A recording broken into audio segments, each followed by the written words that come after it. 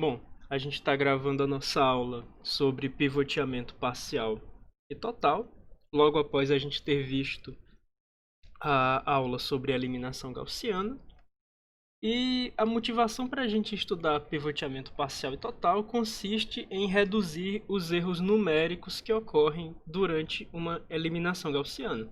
Como vocês devem estar sabendo, as eliminações gaussianas elas realizam diversas operações de divisão, e as operações de divisão elas são problemáticas não apenas no sentido de você poder dividir por zero, quer dizer, de você não poder dividir por zero, mas também no sentido de ampliar erros numéricos, sejam esses erros de representação ou erros numéricos acumulados. Esse exercício 51 é mais uma ilustração de erros numéricos que ocorrem em números representados no computador, em ponto flutuante, certo? E o ponto principal é que divisões como A sobre B, envolvendo números reais, elas podem ser bastante sensíveis a erros numéricos no denominador. Se a gente tomar como um exemplo uma divisão bem mais simples, 1 sobre a gente vai perceber que se existe um erro numérico no denominador, então a magnitude do denominador comparada a esse erro numérico vai fazer com que a divisão, o resultado da divisão seja representado com mais ou com menos erro. Então vamos imaginar que o número A, o número real A, num computador, ele é representado como ATIL, onde ATIL é justamente A mais epsilon. E epsilon é um número real que representa o erro cometido pelo computador ao representar o número A. Bom, como A e ATIL são números bastante próximos, já que ATIL é apenas uma representação incorreta de A, então a gente pode imaginar que 1 sobre A é aproximadamente 1 sobre ATIL, sendo que essa fração é a fração que o computador vai ver. Pois bem, como ATIL é basicamente A mais epsilon, a gente pode imaginar então que 1 sobre A é aproximadamente 1 sobre A mais epsilon. Pois bem, a gente precisa entender que essa aproximação nem sempre vai ser muito boa. E isso vai depender do quão grande o número A é em relação ao erro cometido pelo computador ao representar A. Como esse erro ele acaba sendo não nulo, já que o computador está cometendo um erro ao aproximar A, então a gente pode imaginar que existe um número real C, de tal forma que A é igual a C vezes epsilon. Ou seja, o número C ele nos dá uma noção de quão grande A é em relação ao erro cometido pelo computador na representação de A. Então, tomando essa última aproximação, a gente pode substituir os valores A por C vezes epsilon e A mais epsilon, que é o ATIL, por C mais 1 vezes epsilon. A gente pode colocar 1 sobre epsilon em evidência nos dois lados da aproximação e cancelar esse 1 sobre epsilon. Daí a gente fica com uma aproximação da forma 1 sobre C, é aproximadamente 1 sobre C mais 1. Bom, nesse momento, essa aproximação aqui ela não vai ser muito boa para certos valores de C. Quanto menor o valor de C, mais estranha é essa aproximação. E quanto maiores os valores de C, mais plausível se torna imaginar essa aproximação. E de toda forma, a gente tem, né, que C é um coeficiente que nos diz o quão grande o número A que nós queremos representar no computador é em relação ao erro cometido na sua representação. Quando C é igual a 1, a título de exemplo, ou seja, quando o número A é tão grande quanto o erro cometido na sua representação, a gente percebe que essa aproximação ela nos diz que 1 é aproximadamente um meio, o que é uma distorção muito forte. Mas quando C é igual a 1000, a aproximação já nos diz que 1 sobre 1000 é aproximadamente 1 sobre 1001, o que é bastante razoável. Quer dizer, é pelo menos mais razoável do que 1 ser aproximadamente um meio, tá bem? Então, essa ideia de que as divisões elas ampliam erros de representação, ela, ela vai fazer com que a gente busque fazer as divisões que minimizem essa ampliação de erros de representação, certo? A gente está falando dessa história de que as divisões elas ampliam erros de representação porque se a gente tem várias opções de divisões a realizar em um certo momento, a gente gostaria de realizar a divisão que minimiza essa ampliação de erro. Na eliminação gaussiana, em particular, a gente pode escolher qual divisão a gente vai fazer, certo? Então, se você considera um sistema da forma ax igual a b, onde A é uma matriz M por N, X é um vetor de variáveis e B é um vetor de termos independentes, a gente vai considerar que I barra é o índice da linha da matriz, cujo elemento na primeira coluna é o maior elemento em módulo da primeira coluna de A. Como esse cara na primeira coluna, ele é o maior elemento em módulo da primeira coluna de A, é interessante que as divisões realizadas durante a eliminação gaussiana, durante a primeira iteração da eliminação gaussiana, sejam feitas por esse cara, já que ele é o maior em módulo da primeira coluna, ou seja, erros de representação possivelmente não são comparáveis ao valor numérico desse número, tá bom?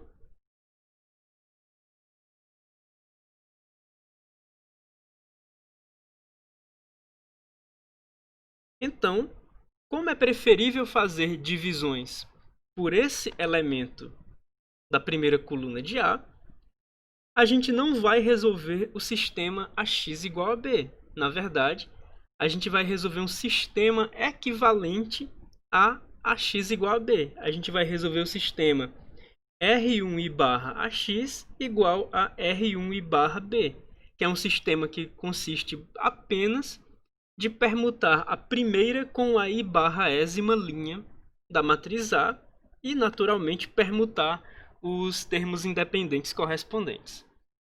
A ideia por trás disso é que as divisões que a eliminação gaussiana vai fazer nesse sistema equivalente vão utilizar como denominador o maior elemento em módulo da primeira coluna. Daí, a gente espera que esse elemento em módulo, esse maior elemento em módulo da primeira coluna, ele não seja comparável aos erros numéricos que o computador vai cometer sobre ele, seja em representação ou acumulados, né?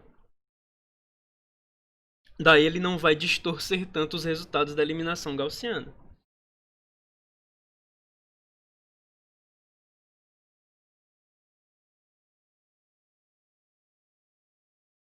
A gente teve uma descrição da eliminação gaussiana que foi feita de forma indutiva. Essa técnica que a gente está descrevendo, de permutar a primeira linha da matriz com a i barra ésima linha da matriz, ela pode ser aplicada tanto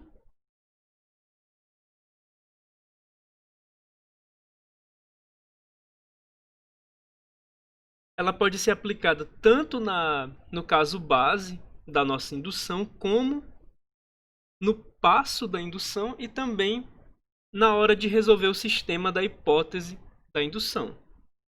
Quando a gente aplica essa técnica de permutação em todos esses momentos, a gente está utilizando uma eliminação gaussiana com pivoteamento parcial.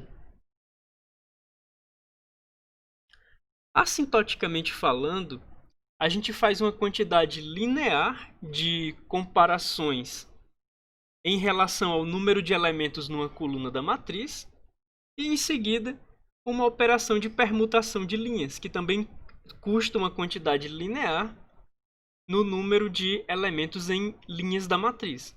Dessa forma, fazer a técnica de pivoteamento parcial incide num custo linear sobre um algoritmo que já tem um custo quadrático. Então, não existe um aumento em termos assintóticos da complexidade da eliminação gaussiana quando você adiciona a ela a técnica de pivoteamento parcial. Além da técnica de pivoteamento parcial, existe uma outra técnica um pouco mais brusca, que é a técnica de pivoteamento total. Na técnica de pivoteamento total, a gente não vai pegar o melhor divisor, ou seja, o divisor com maior valor absoluto em módulo, apenas na primeira coluna da matriz. Na verdade, a gente vai pegar o maior divisor com valor absoluto na matriz inteira. Ou seja, a gente não vai apenas permutar duas linhas da matriz. A gente vai permutar uma linha e uma coluna. A gente vai permutar duas linhas e duas colunas. Então, quando você tem AX igual a B, um sistema linear, a gente vai tomar I barra e J barra de tal forma que essa é a posição onde o elemento da matriz que está nessa posição, I barra J barra, ele é o maior elemento em módulo da matriz. A gente já sabe como permutar duas linhas, mas agora a gente vai precisar permutar tanto duas linhas como duas colunas para trocar o elemento que está na posição I barra J barra com o elemento que se encontra na posição 1, 1, que é o divisor que a eliminação gaussiana utiliza. Existe o exercício 52 para a gente observar que se você pega uma matriz de permutação e multiplica ela pela esquerda, você opera nas linhas, e quando você multiplica ela na direita, você opera nas colunas. Então, esse exercício 52 é apenas para ilustrar isso. Esse trecho do texto, ele serve para que a gente tenha essa noção de que multiplicar pela esquerda opera sobre as linhas, e essa parte aqui argumenta que multiplicar pela direita opera sobre as colunas, tá bom? Uma outra observação. Claro. Então, em vez da gente resolver o sistema AX igual a B, a gente vai resolver um sistema equivalente, onde o maior elemento da matriz em módulo se encontra na posição do canto superior esquerdo. Para isso, a gente vai fazer duas permutações. Se esse elemento se encontra na posição I barra J barra, a gente vai fazer permutações de tal forma que o elemento da posição I barra J barra vá para a posição 1, 1. Então, a gente vai permutar a primeira linha com a linha I barra, fazendo essa multiplicação aqui. E a gente vai permutar a coluna 1 com a coluna J barra, fazendo essa multiplicação bem aqui. Como nesse lado a gente só tem uma coluna, a gente não precisa permutar colunas aqui no vetor de termos independentes. A gente só precisa permutar linhas. Então a gente vai de acordo e permuta a primeira com a linha I barra desse vetor de termos independentes, para a gente obter de fato um sistema equivalente. Aí aqui é feita essa observação. E aqui a gente acaba dando esse nome de pivoteamento total, que eu já havia adiantado. Em termos assintóticos, a gente passa a fazer uma quantidade quadrática de comparações para determinar qual o maior elemento da matriz em módulo. E a gente faz duas operações de permutação, uma envolvendo permutação de linhas e uma envolvendo permutação de colunas, ambas lineares. Então, a técnica de pivoteamento total, em termos de complexidade, ela é dominada pelo número de comparações que ela realiza, que é um número quadrático de comparações. De toda forma, quando acrescentada a uma técnica de resolução de sistemas lineares, que já custa uma quantidade quadrática, a gente não tem um aumento assintótico na complexidade. Mas na prática, a técnica de pivoteamento parcial ou a técnica de pivoteamento total não é tão utilizada quanto a técnica de pivoteamento parcial. Para encerrar essa sessão, a gente tem dois exercícios. No exercício 54, a gente entende que esse zero tio bem aqui, ele deveria ser zero, mas o computador cometeu algum erro na representação e ele acabou não sendo apenas zero, ele acabou sendo 1/100.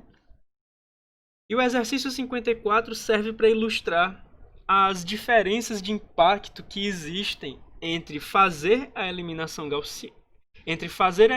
gaussiana sem pivoteamento parcial e fazer a eliminação gaussiana com pivoteamento parcial.